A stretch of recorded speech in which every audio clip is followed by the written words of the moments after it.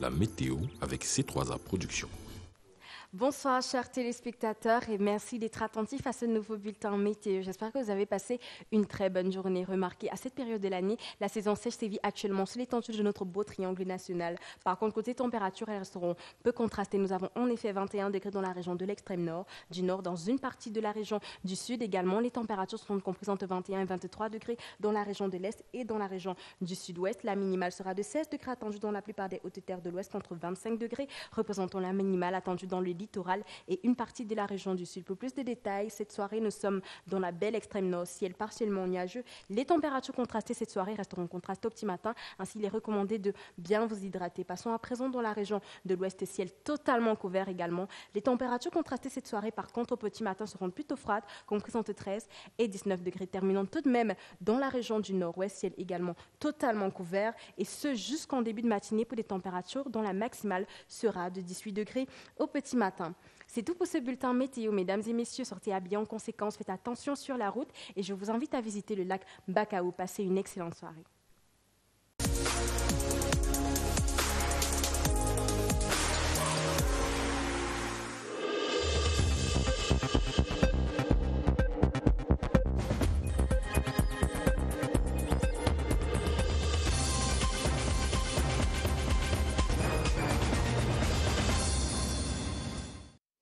Mesdames, Messieurs, bonsoir. Bienvenue à ce 20h30. Voici les titres du journal.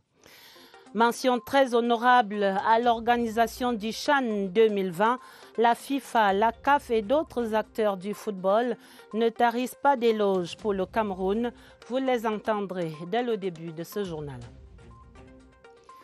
Mention honorable aux forces de défense et de sécurité avec un sans faute sur l'ensemble des sites de ce CHAN 2020. Et c'est le soulagement à Limbe, Douala et Yaoundé. Tous répondent RAS dans ce 20h30. Et puis mention des 180 honorables jeunes députés demain pour la 55e fête de la jeunesse. Le Parlement jeune fera l'événement au moment où la fièvre des préparatifs monte à 3 jours du 11 février 2021. Voilà pour les titres. Développement après ce message.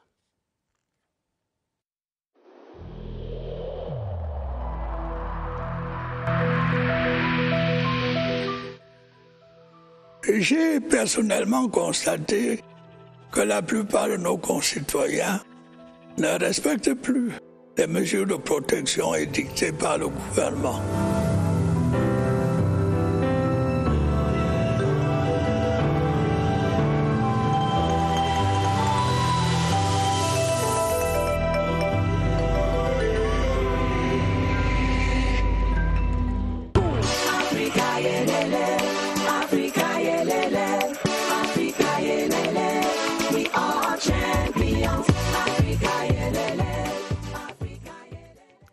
Exit donc le CHAN 2020, la grande fête du football africain, s'est achevée en apothéose devant le Premier ministre chef du gouvernement représentant le chef de l'État.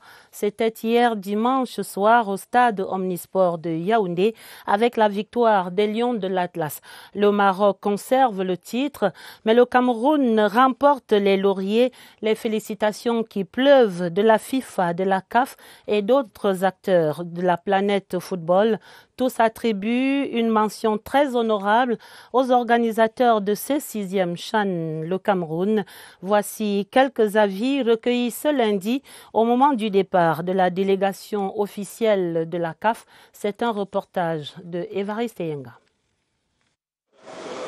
Dans leurs bagages, leurs effets et aussi des souvenirs du CHAN réussi au Cameroun pour les membres de la délégation officielle de la CAF et de la FIFA. On ne regrette pas d'avoir choisi Cameroun pour abriter cette CAN. Au contraire, c'est une fierté en tant qu'Africain d'avoir vu cette cérémonie de clôture. Visiter une cérémonie d'ouverture qui était très très belle, chaleureuse, qui a montré toutes les beautés de l'Afrique et nous fait voir. Bonne impression pour les icônes du football africain aussi. Bravo au Cameroun et à la CAF pour l'organisation du CHAN. Félicitations au Mali pour son parcours honorable et au brillant vainqueur, le Maroc. La CAF dit sa reconnaissance au pays organisateur. Je tiens même à remercier le président Paul Biya, son gouvernement, le peuple camerounais évidemment, pour les investissements entrepris. À mi-parcours de la compétition, une fin heureuse était déjà envisagée. L'organisation est impeccable. Bien sûr qu'on est dans une entreprise humaine, on ne peut pas dire qu'à 100% tout est parfait. On peut dire qu'à 98% au jour d'aujourd'hui, nous sommes satisfaits.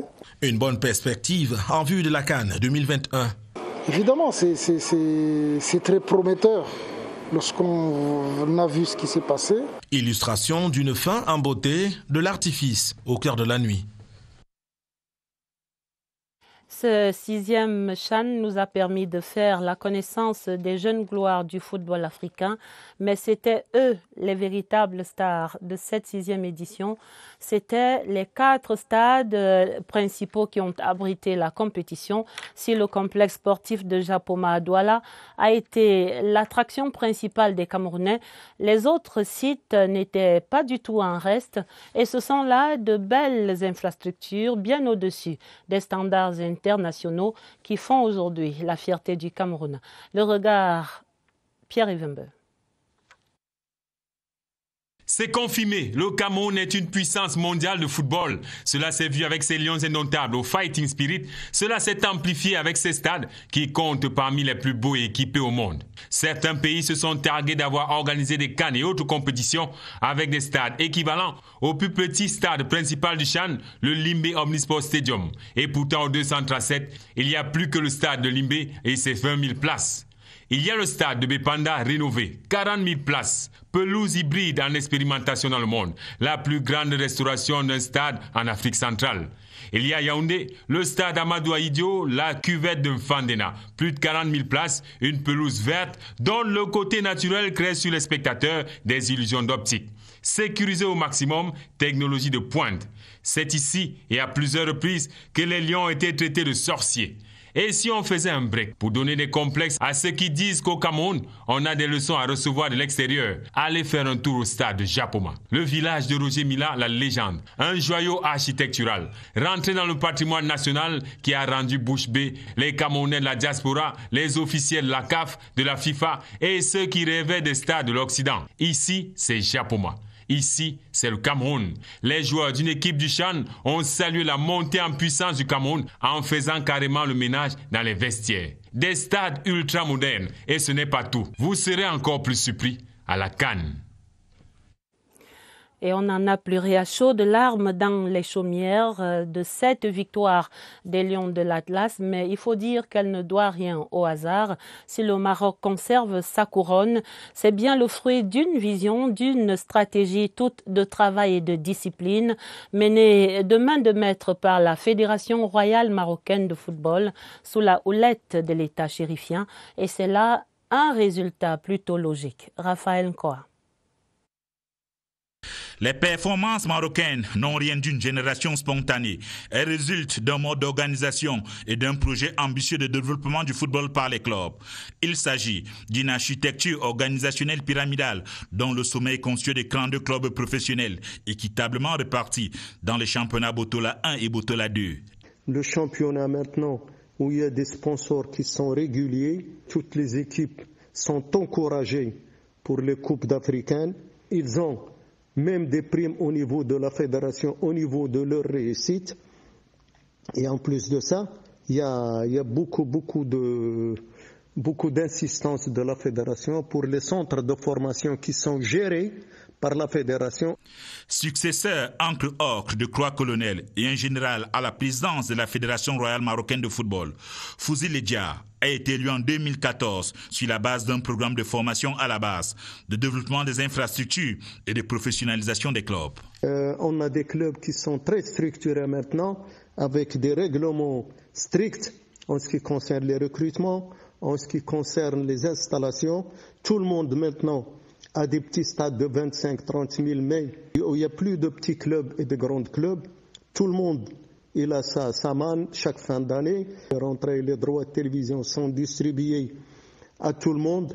Et c'est pour ça, en plus de ça, on a une fédération maintenant qui est très stable, qui veille aux petits grains. Avec à sa disposition 9 stades de plus de 40 000 places, une fédération stable et ambitieuse et un accompagnement de tous les instants des pouvoirs publics, le Maroc s'est donné les moyens d'une bonne structuration des clubs par des compétitions locales régulières. Et parce qu'il s'agit d'une vision pertinente et harmonieusement implémentée par toutes les parties prenantes, le Maroc a pris une longueur d'avance sur plusieurs pays africains. Ne suivez pas mon regard. Et dans un instant, sur ce plateau, nous allons jeter un regard prospectif sur le remède de cheval qu'il faudrait administrer à ce football camerounais pour retrouver rapidement son équilibre et regarder vers cette CAN 2022. Ce sera avec le rédacteur en chef des sports, déjà annoncé dans ce studio. Mais parlons d'abord de ce pari sécuritaire également tenu pour le CHAN, annoncé comme la compétition de tous les dangers. Les forces de défense et de sécurité présentes sur tous les fronts ont donc assuré de bout en bout la protection des personnes et des biens durant ces 3 dernières semaines. Une véritable gageure si l'on considère les velléités terroristes affichées notamment dans le sud-ouest. Éric Benjamin Lamère. S'il est un secteur qui a presque totalement réussi son CHAN, c'est incontestablement celui de la sécurité. Limbé, cité balnéaire, site de l'une des 4 poules dans l'une des 2 régions en crise, était particulièrement scruté. Avec la surenchère des groupes sécessionnistes, de nombreux observateurs redoutaient une action d'éclat qui aurait maculé de sang innocent cette belle fête du football. Mais c'était ignorer le dispositif spécial déployé par les forces de sécurité et de défense pour garantir un tournoi sans incident sécuritaire. Si rien n'a filtré sur les détails du dispositif sécuritaire ainsi mis en œuvre pour des raisons évidentes, il suffit de scruter les opérations menées avant le début du CHAN pour comprendre que pour les militaires, gendarmes et policiers, le CHAN a commencé de nombreuses semaines avant le démarrage effectif de la compétition. Mais au-delà de Limbé, les autres sites de la compétition ont fait eux aussi l'objet d'un maillage plus resserré que d'habitude. Un maillage dissuasif mais très courtois. La rubrique des faits divers n'a pas donné à voir ou à lire tout au long de ces 3 semaines de compétition des accrochages entre hommes en tenue et spectateurs. Preuve s'il en fallait de l'efficacité d'un système rodé et d'un professionnalisme éprouvé des forces de défense et de sécurité camerounaises. Seul bémol dans cette partition magistralement exécutée par les forces de défense et de sécurité et pour reprendre la juste sentence d'une estimée consoeur, la gestion paresseuse du trafic urbain à Douala les jours de match. Pour la CAN qui pointe déjà à l'horizon, il faudra se montrer plus inventif afin de ne pas bloquer la ville tout en faisant monter en puissance ce dispositif sécuritaire pour qu'il soit à la hauteur de la plus grande compétition sportive du continent. Et après ce CHAN, on vient de le dire, place à la préparation de la CAN et dans cette perspective, avec de nouveaux défis qui se profilent à l'horizon, nous recevons donc sur ce plateau le rédacteur en chef des sports ici à la télé. Bonsoir Serge Ofasgue. Bonsoir Adèle. Et bienvenue. Merci. Alors nous le disions déjà, après le concert de louanges que nous venons d'entendre, venant essentiellement de la famille continentale et internationale du football, le Cameroun ne devrait pas dormir sur ses lauriers. Le CHAN, c'est guère la CAN et une préparation plus minutieuse est donc exigée de ce pays-là qui sort grandi de cette compétition continentale. Alors, comment gommer toutes ces insuffisances observées pendant ce déroulement et même avant les préparatifs du CHAN 2020? Comment gommer ces insuffisances? Il faut commencer dès maintenant. Le CHAN était un succès, comme on l'a relevé. La CAN, un défi majeur censé confirmer le bel élan pris lors du CHAN, à l'image d'une grande compétition Adèle. La CAN, dans la conscience collective des Africains, est la petite coupe du monde le plus continental qui rassemble autorités africaines, stars mondiales du football et petits commerçants pour vivre ensemble toutes les sensations et émotions fortes que procure le ballon rond. Cette CAN, bien loin du CHAN, va mettre en scène pendant un mois entier 24 équipes, 552 joueurs dans 7 stades et 25 terrains d'entraînement. C'est un grand moment de football qui traverse le continent pour susciter l'envie des autres nations planétaires qui a donc besoin qu'on le prépare avec le plus grand soin d'elle. Le point central qui cristallise donc toutes les attentions est sans conteste le stade principal d'Olembe à l'entrée nord de Yaoundé. Ces 2 stades, annexes en guise de test grandeur nature, ont été sollicités à l'envi et sans regret pendant le championnat d'Afrique des Nations. Et pour le rendre définitivement opérationnel, les experts soulignent qu'il reste à équiper ses structures internes et sa façade externe pour que ce joyeux soit apprécié au même titre que le stade de Japoma lors du CHAN, tout en travaillant la conservation et l'amélioration des acquis. Le Cameroun devrait aussi faire des retouches sur la billetterie, trop critiquée pendant le CHAN, la gestion des médias, une organisation marketing plus pointue et le réajustement de la VAR qui était trop longue à consulter au cours du CHAN, Adèle. Serge, on dira que ce sont là des détails quelque peu inutiles de tourner autour du pot. On va dire il faut surtout et essentiellement s'atteler dès à présent à assainir l'environnement par trop délétère du football camerounais qui a trop longtemps été marqué par des crises à répétition. Et ça, je crois qu'on met le doigt sur la plaie. Exactement. La guerre sans fin entre la Fédération camerounaise de football et ses structures internes a réussi à mettre le football hors jeu. C'est curieux. L'action est plus visible dans les bureaux que sur l'aire de jeu et cela depuis plus d'1 an. D'improvisation en improvisation, les équipes nationales du Cameroun ont jusqu'ici réalisé des exploits inespérés grâce au talent des joueurs d'exception. Mais le hasard ne saurait prospérer à tous les coups dans un environnement marqué par des crises sans fin et l'éternel recours aux juridictions internationales comme le TAS, le tribunal arbitral du sport, qui remet à chaque fois la balle au centre pour exiger des décideurs le simple respect des règles qui se sont eux-mêmes prescrites. Préparer la CAN, c'est surtout permettre aux joueurs d'exercer enfin leur métier de prédilection. L'organisation des championnats s'impose donc. Si l'on veut éviter l'image peu admirable du Cameroun lors des demi-finales 4-0 face au Maroc et de la petite finale 2-0 devant la Guinée, mais 6 buts en 2 matchs. Mais aussi et surtout l'image d'un pays qui accueille une grande compétition internationale sans championnat, c'est pas bien. C'est un grand défi donc, une question d'honneur, car il faut le relever, Adèle. Celui qui renonce à devenir meilleur cesse déjà d'être bon. Vous l'avez dit, Serge. Merci infiniment, Serge Foisgueux, rédacteur en chef des sports ici à la rédaction télé. Tout à fait autre chose à présent dans la suite du journal. Regardons à demain, mardi. Ce sera la 4e édition du Parlement jeune. Demain, c'est également déjà dans quelques 3 jours la 55e édition de la fête de la jeunesse. Et ce Parlement jeune, c'est un événement qui sera conduit par le président de l'Assemblée nationale et qui est placé sous la houlette du ministère de la Jeunesse et de l'Éducation civique et du réseau Espérance Jeunesse à l'Assemblée nationale et ce sont 180 jeunes députés qui seront ainsi réunis au Palais des Congrès de Yaoundé pour une plénière de questions orales adressées aux membres du gouvernement. Et pour cette édition de la fête de la jeunesse, la série de la rédaction se poursuit pour regarder vers ces jeunes qui explorent tous les secteurs d'activité pour créer des revenus et même des emplois. Direction le sud à Ebolova, où de jeunes femmes s'investissent dans l'extraction et la commercialisation de l'huile de coco. Allons donc ce soir à la rencontre de Tatiana et d'Antoinette. C'est dans ce reportage de Rose Olinga à Ebolova. C'est à cœur joie que Tatiana Nganga s'adonne à l'extraction de l'huile de coco. La technicienne d'agriculture sortie en 2019 du Collège régional d'agriculture d'Ebolova a dû être résiliente face à la rudesse du marché de l'emploi.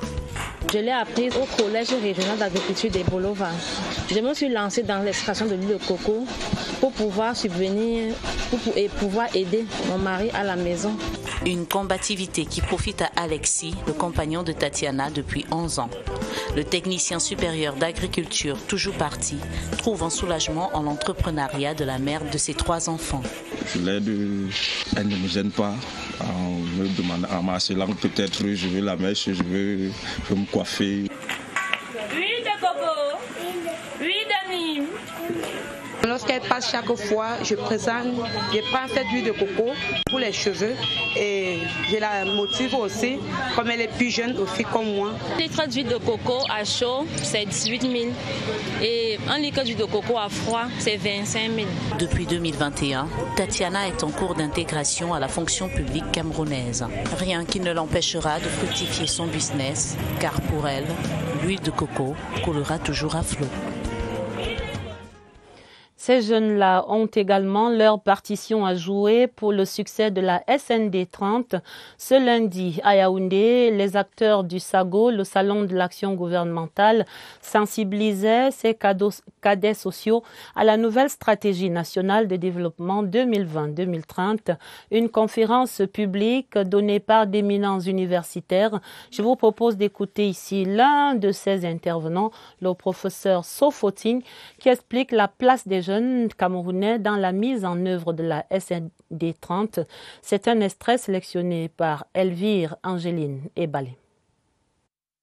Stratégie nationale de développement SND 30, les axes majeurs, n'est-ce pas, c'est dans le secteur social, dans l'éducation, la santé et les services sociaux de base.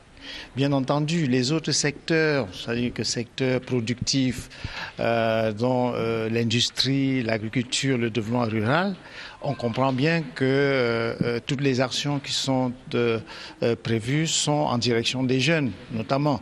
Quand on parle de l'industrialisation, l'industrialisation va créer des emplois et ces emplois sont en direction des jeunes. Le Cameroun a également besoin d'une jeunesse en bonne santé. Le gouvernement adresse un carton rouge contre la consommation des stupéfiants en milieu scolaire.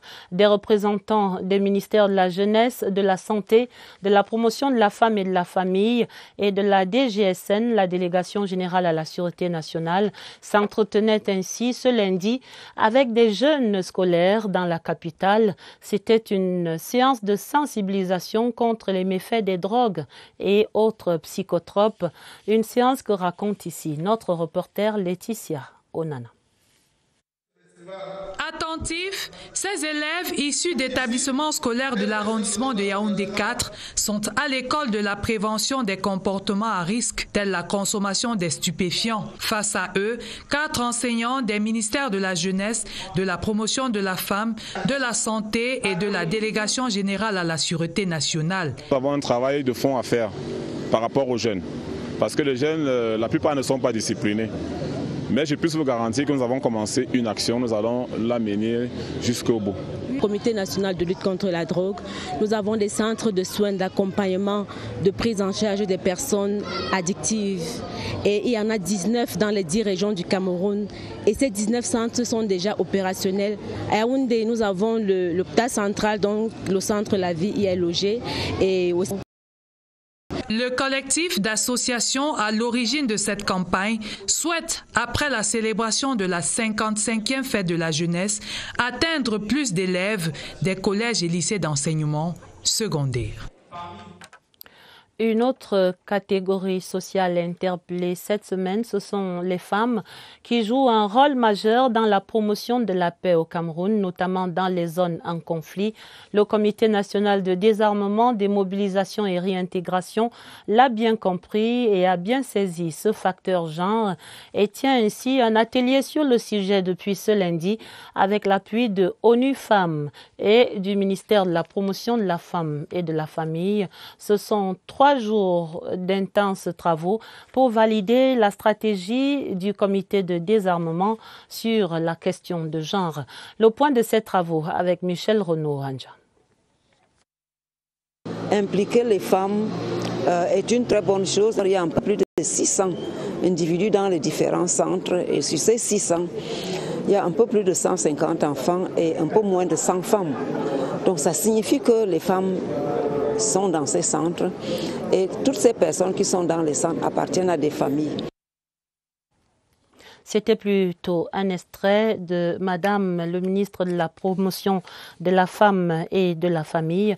Nous reviendrons certainement sur ce reportage de Michel Renaud Oranja dans nos prochaines éditions sur cette question genre dans la promotion de la paix au Cameroun. Direction l'extrême nord où la 4e région militaire interarmée est sur le terrain pour ramener la paix dans cette région. Et le groupe qui mène maintenant des actions humanitaires dans le Mayo Moscota à travers la remise des lots de denrées alimentaires. Le général de division Sali Mohamedou et ses hommes appellent cela des opérations militaires d'influence qui associent maintenant la population à l'éradication définitive de la secte Boko Haram. Une réorientation stratégique, raconte notre correspondant sur place, Alexis Guidjartouan. Il est dans le Mayo Moscota. Les terroristes de Boko Haram ont fait encore des victimes dans certaines localités du Mayo Moscota, département du Mayo Tchanaga. Une situation qui a amené la 4e région militaire interarmée à densifier les moyens de lutte contre cet ennemi qui bat de l'aile. Il faut utiliser les armes, mais aussi des opérations militaires d'influence. Des soins médicaux sont organisés, des points d'eau potable creusés, le tout assorti des denrées alimentaires de grande consommation, et c'est de la satisfaction chez les bénéficiaires. La gratitude au nom de la population de l'arrondissement de Mayo Moscota pour les vivres mis à leur disposition et aussi pour dire merci à nos forces de défense et de sécurité pour la mission qu'ils accomplissent avec brio. L'officier général et son équipe étaient porteurs d'un message qui vise à mobiliser toute la population pour une cause noble. 3 messages. Réconfort, rassurance, je voudrais qu'elle collabore avec nous, qu'elle nous renseigne. Nous allons vivre une nouvelle ère de collaboration. Les hommes et le matériel sont mobilisés pour les besoins de la cause, aux populations de jouer leur rôle.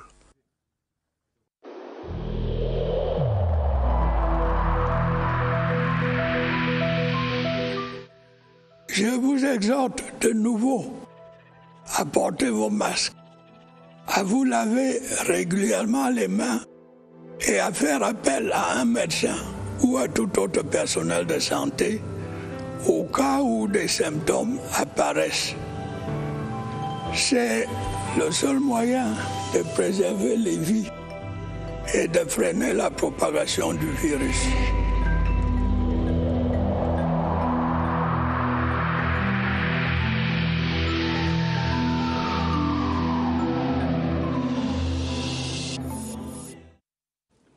Nous sommes en période de bilan pour ce Chan 2020 qui s'est achevé hier. Et voici le bilan médical en ce qui concerne la lutte contre le coronavirus. En chiffres, 10 000 tests ont été effectués pour 173 cas positifs, 78 guérisons et aucun décès comptabilisé. Nous allons retrouver Évariste Eyenga qui est de retour au centre des opérations des urgences de santé publique au quartier Messa pour les explications sur la répartition de ces chiffres. Bonsoir Évariste.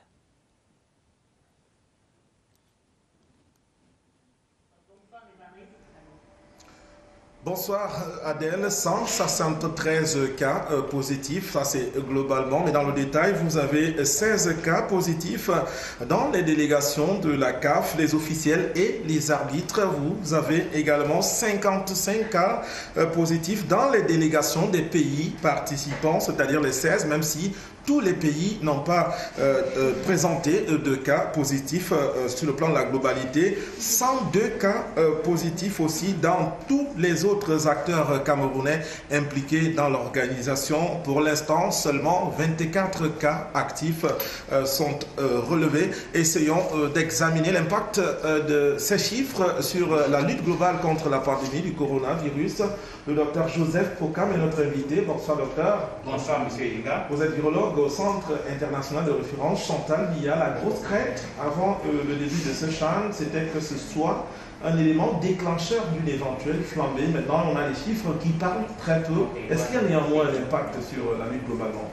Effectivement, monsieur Inga, avec ce risque de nouveaux cas dus au CHAN qui a été organisé au Cameroun, nous avons mis en place une stratégie de réponse contre la COVID-19 qui consistait à tester tous les joueurs et les délégations 48 heures avant tous les matchs.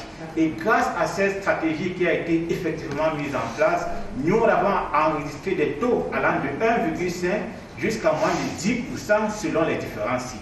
Mais aussi, cette stratégie a permis qu'au fur et à mesure que la compétition évoluait, nous avions enregistré de moins en moins de nouveaux cas à cause de l'approche du testing, du tracking et puis aussi du traitement qui a été donné à toutes ces délégations. Et comme conséquence directe, vers la finale, nous avions eu un seul cas positif dans les 2 délégations sportives, ce qui a permis que la plupart de ces équipes retournent avec des joueurs effectivement négatifs. Vous semblez dire que dans les délégations, la lutte a été maîtrisée, mais il y a aussi les gradins. Est-ce que là-bas c'est pareil? Justement, dans les délégations, on a pu circonscrire l'épidémie, ce qui a permis de limiter le nombre de nouveaux cas entrant au Cameroun. Cependant, dans les gradins, on a observé un non-respect des mesures barrières, ce qui, pour l'instant, permet de faire craindre peut-être une nouvelle flambée d'épidémie venant de ces gradins. Alors il faut attendre aussi le diagnostic des gradins éventuellement. Merci à vous, docteur Joseph Procan, pour toutes ces précisions. Vous l'avez noté, donc la lutte contre le coronavirus a été circonscrite et bien maîtrisée au sein des délégations, même s'il y a eu des grincements dedans, ici et là. Ce sont les résultats des actions menées par le corps médical. Il faut aussi référer toujours. Les résultats des actions. Merci Évariste et chapeau bas, on le dit, à tout le personnel médical dédié à ce CHAN. Parlons encore santé dans la région de l'Est où un important stock de médicaments illicites et impropres à la consommation d'une valeur d'environ 27 millions de francs CFA a été saisi et détruite dans la ville même de Bertoua. Le gouverneur de l'Est, Grégoire Mvongo, a mené cette opération. Il rassure que le gouvernement ne ménagera aucun effort pour la sécurité sanitaire des populations. Victorine Beguel est à Bertoua. L'année 2021 constitue un tournant décisif dans la lutte contre la contrebande des médicaments dans la région. Tolérance, c'est le principal message du gouverneur Grégoire Mvongo ce lundi à Bertoua à la suite d'une opération de destruction d'un important stock de médicaments contrefaits d'une valeur d'environ 27 millions de francs CFA. Le gouvernement ne ménage aucun effort. C'est mieux que les populations comprennent que le médicament c'est quelque chose de sérieux qui ne doit pas être acheté à la sauvette. Cet important stock de médicaments illicites a été saisi dans les villes de Bertoua, Gari, Gombo et Garoua-Boulaye grâce à la collaboration entre les services de douane et la gendarmerie. Nous avons 2 types de saisies qui ont été opérées. La première saisie par la brigade mobile de Bertoua qui a donné des résultats d'environ 24 millions. Et les 2 700 000 par le poste de douane de Gari-Gombo. Le gouverneur de la région de l'Est, Grégoire Mvongo, rassure que cette opération va s'intensifier tout au long de l'année, le but étant d'assurer une santé de qualité aux populations. Les trafiquants de ces médicaments illicites et impropres à la consommation n'ont qu'à bien se tenir. En économie, un acteur essentiel qui fait son entrée sur le marché boursier d'Afrique centrale, c'est le cabinet Jure Entrepreneur qui se veut en même temps l'accompagnateur des entreprises pour préparer leur entrée en bourse et le baromètre pour les fluctuations des matières premières sur le marché boursier. Des missions qui étaient présentées à la presse ce jeudi à Yaoundé et c'était devant notre reporter Cyril Kingé Mbépé. Surveiller les marchés financiers pour que les entrepreneurs aient l'information à la seconde près et sachent se positionner. Cette dimension est désormais couverte pour la cotation en bourse des valeurs africaines. Que ce soit le marché des indices, des devises, des matières premières ou tout autre marché, l'idée est que les entreprises africaines doivent comprendre qu'à ce jour, elles doivent se positionner sur ces marchés où on a un flux quotidien de 10 000 milliards US dollars. La VMF entend offrir un service d'expertise pour dire aux entreprises quel est le chemin déjà vers la capitalisation, quels sont les courtiers avec lesquels il faut travailler. La prospérité en bourse d'une entreprise est facilitée par des traders bien formés. Il y a aujourd'hui ici, place de Yaoundé, un cabinet d'expertise privé comme les plus grands à l'international qui surveille tout actif que ce soit une matière première, quelle qu'elle soit, que ce soit une action, suit cet actif H24 pour à tout moment optimiser le rendement de votre capitalisation. Pour le cabinet Jure Entrepreneur, il est temps que les marchés financiers cessent de paraître obscurs pour les entreprises camerounaises qui disposent pourtant de moyens conséquents. Au ministère de l'économie, on a entamé en ce début de semaine un séminaire atelier sur la nouvelle nomenclature budgétaire de l'État. Et il s'agit pour les participants de maîtriser les principes fondamentaux de présentation des opérations budgétaires de l'État. Nous faisons le point avec Pierre Binambarga. Ministère de l'économie, de la planification et de l'aménagement du territoire. Des experts se concertent pour une appropriation de la nouvelle nomenclature budgétaire de l'État. Ce cours vise donc le renforcement des capacités dans l'implémentation du décret de septembre 2019 fixant le cadre général de la nomenclature budgétaire de l'État. Les acteurs du ministère de l'économie, qui est le bureau d'études du gouvernement en matière économique, s'approprient les nouveaux outils pour qu'ils puissent les implémenter dans leur action au quotidien. Transparence et bonne gouvernance dans la gestion des finances publiques. Voilà les piliers qui constituent l'architecture globale du système de gestion des finances. Avec cette nomenclature, on pourra facilement pouvoir, de manière précise, savoir qu'est-ce que le budget de l'État a financé en termes de fonctions économiques, ce qui n'était pas toujours évident, et pouvoir avoir des résultats réels en termes d'analyse de la dépense publique. Le secrétaire général du Minepat, Jean Tchofo, émet un vœu qu'au terme de cet atelier, les participants aient l'appropriation parfaite des nouvelles composantes de la nomenclature. La campagne 20 sur 20 de MTN Cameroun qui continue de faire des heureux. La 15e voiture mise en jeu par cette opération de la compagnie de téléphonie mobile était remise à Berthe Manchou-Foncam, élève de 23 ans. Voici la cérémonie ici à Yaoundé, racontée par Nelly Christelle Ondoa.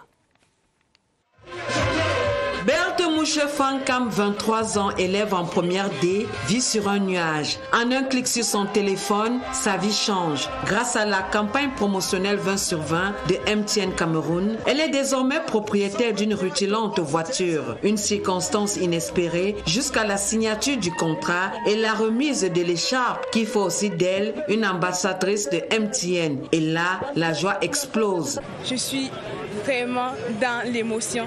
Je suis vraiment enthousiaste. C'était vendredi en fait, quand je rentrais des cours. J'ai reçu plein d'appels me disant mes félicitations, vous avez gagné une voiture. J'ai cru que c'était juste du bluff et des arnaques. Donc je n'y croyais pas vraiment. La caravane de bienfaisance de MTN Cameroun, qui sillonne l'ensemble du territoire national, entend distribuer bonheur et sourire à ses nombreux abonnés. Le volume de lot à gagner a pris de l'ampleur. La fête continue chez MTN. Nous sommes en train d'honorer nos engagements. Nous sommes à la remise solennelle de la 15e voiture.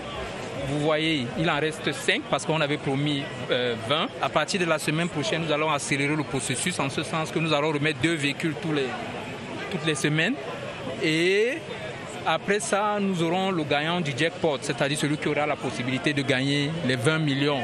Avec MTN, on peut continuer à rêver. Et c'est pourquoi j'invite nos consommateurs actuels à continuer à jouer. Les conditions d'éligibilité à cette campagne promotionnelle sont à la portée de tous. Achetez un forfait de 250 francs ou faites un transfert de mobile money de au moins 5 000 francs.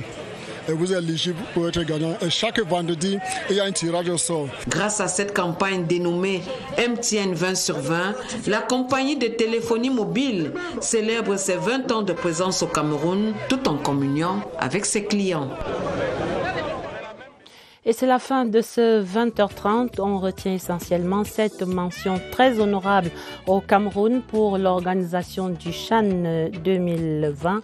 Le journal était préparé avec la collaboration de Augustin Bichoka et de Augusta Ngononga. Vous aurez un autre journal à minuit présenté par Sadou Mamoudou et Ewane Epolé. Retrouvez dans l'immédiat sur cette antenne Inside de Presidency, présenté par Achunienti et ses invités également sur cette émission. Très belle soirée sur la CRTV et à demain 20h30.